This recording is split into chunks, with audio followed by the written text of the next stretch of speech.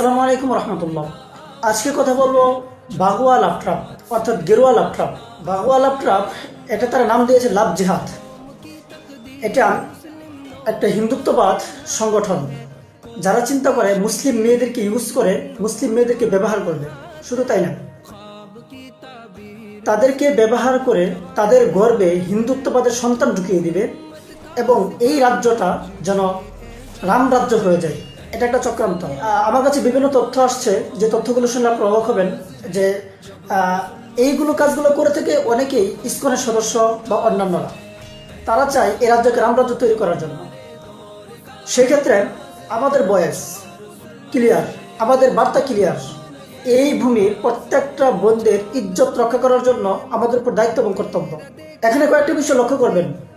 আপনার বোন, আপনার মেয়ে বা আপনার আত্মীয় স্বজন, যে সমস্ত মেয়েরা আছেন, বোনেরা আছেন, তারা কাদের সাথে মিশতেছেন, কাদের সাথে বন্ধুত্ব করছেন, কাদের সাথে চলাফেরা করতেছেন, এটা মাথায় রাখবেন এবং খুবভাবে তল্লাশি চালাবেন। সে যদি কোনো উগ্রবাদ, হিন্দুত্ববাদ তাদের সাথে সম্পর্ক করে থাকে, তাদের সতর্ক করুন, সাবধান করুন। এটা হলো 1 নম্বর পয়েন্ট। 2 নম্বর পয়েন্ট, আপনার ঘর থেকে অ্যান্ড্রয়েড মোবাইল দূরে রাখুন, অ্যান্ড্রয়েড ফোন দূরে রাখুন। আপনার ঘর থেকে টিভি নামক শয়তানটাকে দূরে ফেলে দিন, যেখানে ভারতীয় চ্যানেলগুলো চালু করা হয়, ভারতীয় চ্যানেলগুলো দেখানো হয়। এই সমস্ত চ্যানেল বন্ধ করুন। আরেকটা কাজ করবেন, আপনার মেয়ে, আপনার বোন বা আপনার আত্মীয় স্বজন যখন কোন মেয়ে প্রাপ্ত বয়স্ক হয়ে যাবে, তখন আপনি তাদেরকে বিয়ে দিয়ে দিন, তাদেরকে বিয়ে দিয়ে দিন। এই গুনাহ থেকে বেঁচে যাবে, হারাম রিলেশন থেকে বেঁচে যাবে। আমি বলবো না প্রাপ্ত বয়স্ক কথা 18 বছর 21 বছর, আমি এগুলো বলবো না। প্রাপ্ত বয়স্ক হতে পারে 10 বছর, হতে পারে 12 বছর, হতে পারে 13 বছর, হতে পারে 14 বছর। প্রাপ্ত বয়স্ক হলে আপনার কন্যাকে, আপনার মেয়েকে বিয়ে দিয়ে দিন বা আপনার বোনদেরকে বিয়ে দিয়ে দিন। ইনশাল্লাহ যুব সমাজ তৈরি আছেন। তাদের টার্গেট গুলো দেখেন, আমাদের মা বোনদের প্রতি টার্গেট, আমাদের বোনদের প্রতি টার্গেট। কিসের জন্য জানেন?